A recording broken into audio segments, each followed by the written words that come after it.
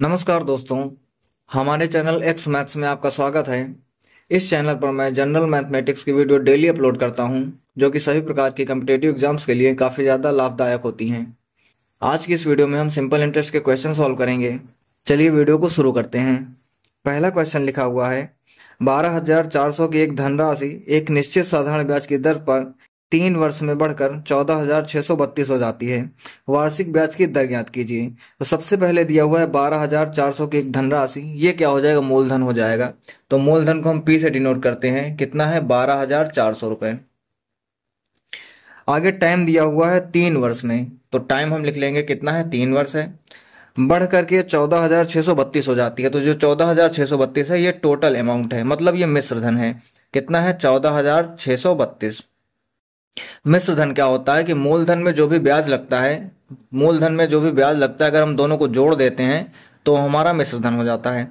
हमें यहाँ पर बताना है कि रेट क्या होगा, यानी कि इस पर मूलधन पर कितने परसेंट का रेट लगा है, दर लगी है, जिस वजह से ब्याज मिलकर इतना अमाउंट हो जा रहा है। तो हमें रेट इसमें बताना है।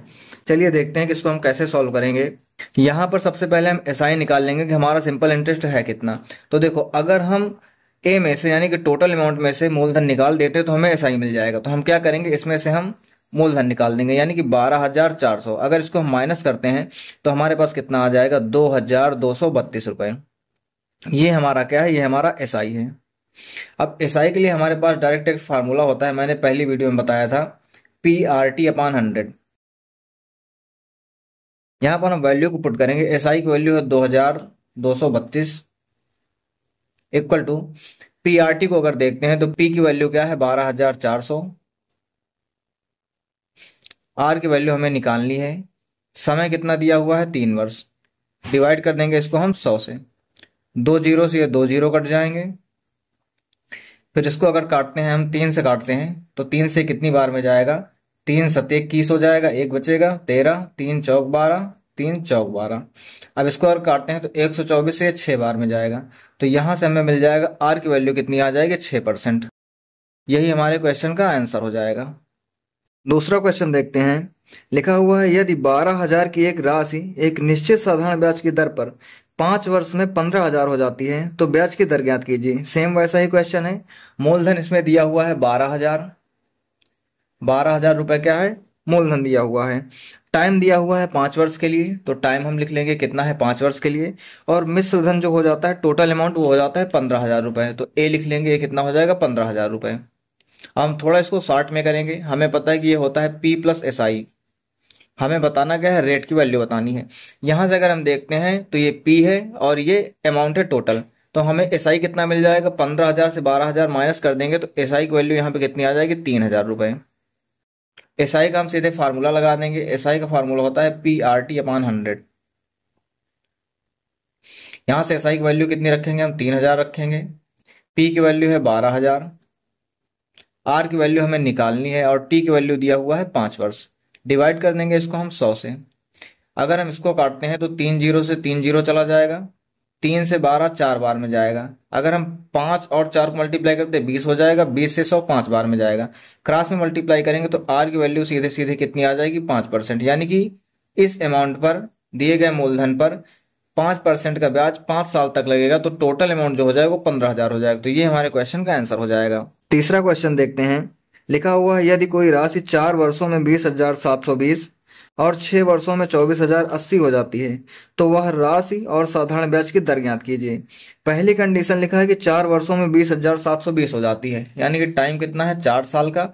और टोटल अमाउंट कितना हो जा रहा है? 20,720। यह है टोटल अमाउंट। इसके आगे दूसरी कंडीशन है कि 6 वर्षों में यही राशि 24,080 हो जा रही है। मतलब इसमें कुछ ना कुछ ब्याज जुड़ा होगा, एसआई जुड़ा होगा 2 साल का। तो अगर हम इसको माइनस कर देंगे तो हमें पता चल जाए कि 2 साल में कितना ब्याज जुड़ा है इसमें।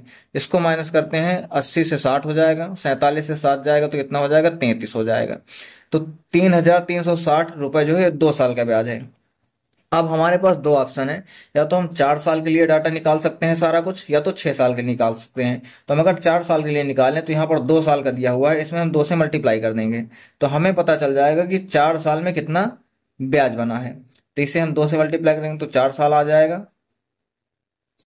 और इसे हम 2 से मल्टीप्लाई करेंगे तो कितना हो जाएगा, ये हो जाएगा 0, 6 दूनी 12 की 2 हासिल 1, 3 दूनी 6 1 7 और 3 दूनी 6।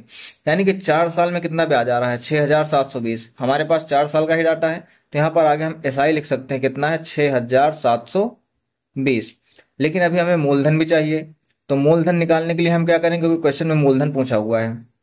मूलधन क्या होता है, टोटल अमाउंट माइनस एसआई, क्योंकि जो अमाउंट होता है ये होता है मूलधन प्लस एसआई। तो अगर हम इसमें से एसआई हटा देंगे तो मूलधन आ जाएगा। 20,720 में से अगर हम 6,720 माइनस करते हैं तो 14,000 रुपए जो आ जाएगा वो हमारा कितना हो जाएगा, मूलधन हो जाएगा। अब हमें रेट की वैल्यू बतानी है, तो वो हम कैसे निकालेंगे, इसके लिए हम एसआई का फार्मूला लगाएंगे। एसआई इक्वल टू क्या होता है, PRT/100। यहाँ से एसआई की वैल्यू हम रख देंगे 6,720 इक्वल टू पी की वैल्यू कितनी है 14,000 इंटू आर हमें निकालना है। टी की वैल्यू है 5 वर्ष, 4 वर्ष के लिए दी गई है तो 4 वर्ष रख देंगे हम, और इसके डिवाइड में कितना हो जाएगा 100। 2 जीरो से ये 2 जीरो कट जाएंगे, ये जीरो से ये जीरो कट जाएगा। अगर हम 14 से इसको काटते हैं तो कितना हो जाएगा, 14 चौको 56, 11 बचेगा, 112 हो जाएगा, तो 14 8 112। अब अगर 4 से इसको काटते हैं तो कितनी बार में जाएगा, 12 चौक 48। तो यहाँ से हम देखते हैं आर की वैल्यू कितनी आ गई, 12%। तो ये हमारे क्वेश्चन का आंसर हो जाएगा। हमसे 2 चीजें पूछी गई थी, पहला तो हमसे मूलधन पूछा गया था और दूसरा हमसे दर पूछी गई, तो दोनों का आंसर आ चुका है। और ये जरूर बताइए कि वीडियो आपको कैसी लगी है। अगर वीडियो अच्छी लगी है तो लाइक करके चैनल को सब्सक्राइब कीजिए और अपने दोस्तों के साथ शेयर कीजिए। धन्यवाद।